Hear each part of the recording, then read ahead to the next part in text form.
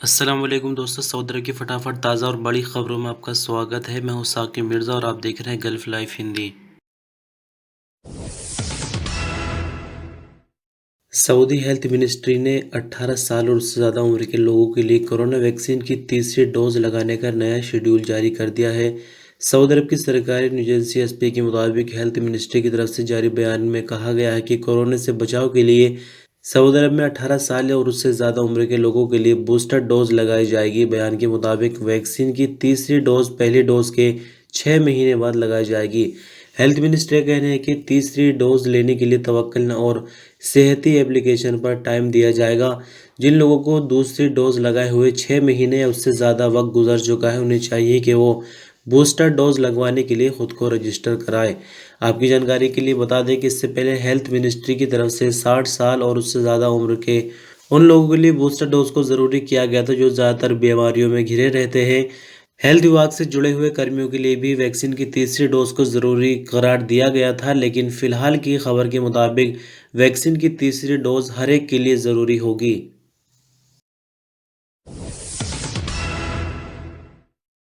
Saudi अरब की deputy interior minister Prince बंदर बिन अब्दुल्ला ने कहा कि आने वाले महीनों में नई डिजिटल सर्विस का आगाज़ किया जा रहा है, जिसके तहत माइक्रो चिप वाले सऊदी पासपोर्ट बनाए जाएंगे।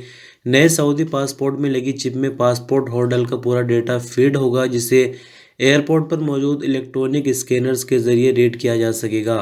अल अरबिया टीवी से बात करते हुए प्रिंस बंदर बिन अब्दुल्ला ने आगे कहा कि मिनिस्ट्री ऑफ इंटीरियर के सर्विसेज को बेहतर से बेहतर बनाने के लिए हमारी कोशिश हर वक्त रहती है।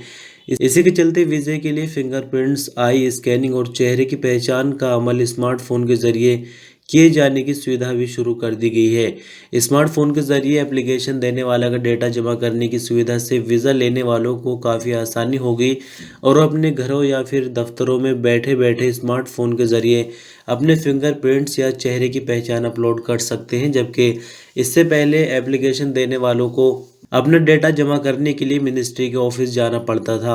आपकी जानकारी के लिए बता दें कि शुरुआती तौर पर यह सर्विस कुछ देशों के लिए तजुर्बे की बुनियाद पर शुरू की गई, लेकिन आहिस्ता आहिस्ता इसको चरणों के हिसाब से बढ़ाया जाएगा। स्मार्टफोन पर डेटा की फीडिंग का सिलसिला सभी तरह के वीज़ों के लिए मान्य होगा, जिनमें उम्रा, हज, विजिट या वर्क वीज़ा शामिल है।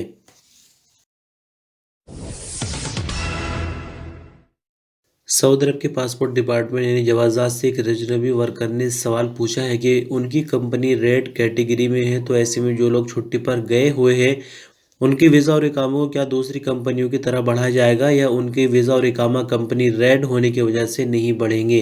तो इस पर जवाज़ात का कहना था कि सऊदी गवर्नमेंट की तरफ से जो शाही फरमान जारी किया गया है, जिसके तहत 30 नवंबर 2021 तक बिना किसी फीस के इकामा और वीज़ा को बढ़ाया गया है, वो सभी के लिए है, चाहे कंपनी रेड में हो या फिर येलो में हो या फिर ग्रीन में हो। सभी कंपनियों के वर्करों के इकामे बढ़ाए गए हैं। साथ ही जो डोमेस्टिक वर्कर हैं उनके भी इकामे बढ़ाए गए हैं, लेकिन इस पर चरणों के हिसाब से काम जारी है, यानी एक साथ सभी के इकामे और वीज़ा को नहीं बढ़ाया जा सकता। आहिस्ता आहिस्ता सभी के इकामे और वीज़ा बढ़ाए जा रहे हैं। उमरा ज़ायरीन की वापसी में 6 घंटे देरी होने पर 8 कंपनियों को जुर्माने का सामना करना पड़ रहा है। कंपनी की मैनेजमेंट का कहना है कि उमरा ज़ायरीन की वापसी में टेक्निकल बुनियाद पर देरी हुई थी, जो सिर्फ 6 घंटे थी। अलवतन अखबार के मुताबिक उमरा कंपनी के मालिक इस्माइल अब्दुल मुत्तलिब का कहना था कि 8 उमरा सर्विसेज देने वाली कंपनियों के जरिए आने वाले उमरा ज़ायरीन की वापसी में 6 घंटे की देरी हुई थी, जिस पर उन्हें जुर्माने का सामना करना पड़ रहा है। जबकि उमरा ज़ायरीन एयरपोर्ट पर पहुंच चुके थे और फ्लाइट उपलब्ध न होने के कारण उनके जाने में 4 से 6 घंटे की देरी हुई थी। कंपनी के मालिक के मुताबिक शव्वाल के महीने में जब उमरा ज़ायरीन की वापसी का रश बढ़ जाता है तो देर होना मामूली बात माना जाता है, जबकि देर भी चंद घंटों की थी, ज़्यादा नहीं थी, जिस पर 8 कंपनियों पर उमरा ज़ायरीन की वापसी में देरी का केस दर्ज किया गया और अब 2 साल के बाद उस केस पर दोबारा से सुनवाई हो रही है। जिन उमरा ज़ायरीन की वापसी में देरी हुई थी उनकी तादाद भी सिर्फ 30 थी और उन्हें उमरा कंपनियों की तरफ से नए टिकट खरीद कर भेज दिया गया था। हालांकि उमरा ज़ायरीन की वापसी की टिकट की जिम्मेदारी उन्हीं के देश में बैठे एजेंट्स की होती है, जो उन्होंने नहीं की, जिस पर सभी ज़ायरीन को वापसी के दूसरे टिकट खरीद कर दिए गए थे, जिसकी वजह से कुछ घंटे की देरी हुई थी। इस साल के रियाद सीजन फेस्टिवल का आगाज अमेरिकी रैप स्टार पिटबुल के ऐसे कंसर्ट से हुआ जिसकी सभी टिकटें पहले ही बेची जा चुकी थी। बुध के दिन होने वाले इस कंसर्ट को लाइव ब्रॉडकास्ट भी किया गया। अरब न्यूज़ के मुताबिक मिडिल ईस्ट में सबसे बड़े एंटरटेनमेंट मेले के उद्घाटन के मौके पर आतिशबाजी भी की गई। जिस जगह पर मेला किया जा रहा है वो एरिया 54 लाख स्क्वायर मीटर का है। 14 जोन में बांटा गया है और इसमें 1600 इवेंट्स किए जा रहे हैं, जिनमें WWE क्राउन जेवल 21 अक्टूबर, रश गेमिंग फेस्टिवल 22 से 26 अक्टूबर, क्रिस्टल मेज लाइव एक्सपीरियंस 22 अक्टूबर, ग्लोबल टाउन फेस्टिवल 27 अक्टूबर, चैंपियंस ऑफ मेजिंग 27 अक्टूबर और मेसी सोलेल शो 29 अक्टूबर को होगा। इस मेले की शुरुआत की सिर्फ ये कुछ इवेंट्स है, लेकिन इस मेले में हर उम्र के लोगों की दिलचस्पी के लिए 7500 से ज़्यादा इवेंट्स और प्रोग्राम होंगे। ज़्यादातर इवेंट फ्री है, जबकि जिनके टिकट ज़रूरी है उनकी डिटेल रियाद सीज़न 2021 की वेबसाइट पर जारी की गई है। विजिटर तवक्कलना एप्लीकेशन के जरिए टिकट ले सकते हैं, जो कि टिकट के गलत इस्तेमाल रोकने की फीचर भी रखती है। रियाद सीजन सऊदी टूरिज्म को बढ़ावा मिलेगा। सीजन मार्च 2022 तक जारी रहेगा।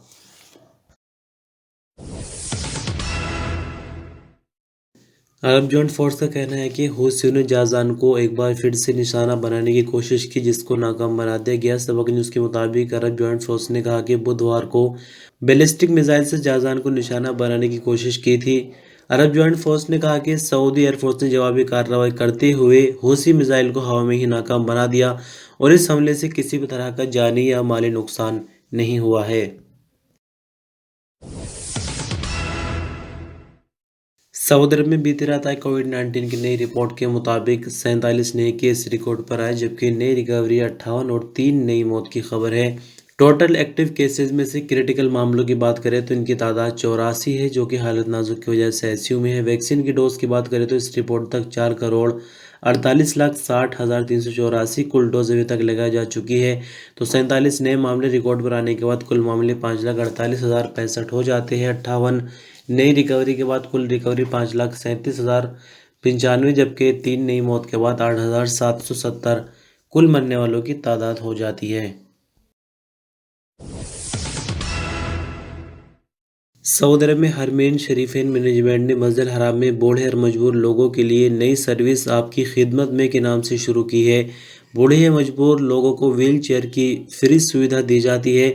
वॉलंटियर्स का ग्रुप ज़रूरतमंद लोगों को व्हील चेयर पर तवाफ़ कराने की सुविधा देता है। अखबार 24 के मुताबिक वॉलंटियरिंग सर्विस देने वाली कमेटी के जिम्मेदार अमजद अल हाजमी ने बताया कि कमेटी की तरफ से मस्जिद हराम में आने वाले ज़ायरीन की सुविधा के लिए फ्री व्हील चेयर की सर्विस दी जाती है। इसके अलावा ज़ायरीन में तोहफे वगैरह भी बांटे जाते हैं, जबकि धूप से बचने के लिए छतरियाँ भी बांटी जाती है। अल हाजमी का कहना था कि कमेटी में वॉलंटियर्स कोरोना वायरस के हवाले से सभी तरह के SOPs पर अमल करते हैं ताकि किसी तरह की मुश्किल का सामना न करना पड़े। आपकी जानकारी के लिए बता दें कि कमेटी में 200 वॉलंटियर इस काम के लिए रजिस्टर्ड है, जो बूढ़े और मजबूर लोगों को व्हील चेयर पर बैठाकर तवाफ कराते हैं। यमन की सरकार की मदद के लिए काम कर रही अरब जॉइंट फोर्स का कहना है कि बुधवार को पिछले 24 घंटों के दौरान यमन में स्ट्रेटेजिक शहर मारब के करीब बिलजोबा और कसारा में हूसी मलेशिया के यूनिट्स को टारगेट बनाते हुए 26 कार्रवाइयाँ की गई है। सरकारी एजेंसी SPA के मुताबिक स्पोकमैन की तरफ से जारी बयान के हवाले से कहा गया, इस कार्रवाई के दौरान 11 फौजी गाड़ियां और तबाह की गई, जबकि 82 से ज़्यादा हूसी मारे गए हैं। बयान में स्पोकमैन का कहना था कि निहत्ते शहरों को हूसियों के जुल्म से बचाने के लिए यमन की फौज के साथ मिलकर कार्रवाइयाँ की जा रही हैं। आपकी जानकारी के लिए बता दें कि हूसियों की तरफ से कई हफ्तों से यमन की कमिश्नरी अलमारब के इलाके लब्दिया में आबादी वाले एरिया को निशाना बनाया जा रहा है, जिससे निहत्ती जनता को मुश्किलों का सामना करना पड़ रहा है।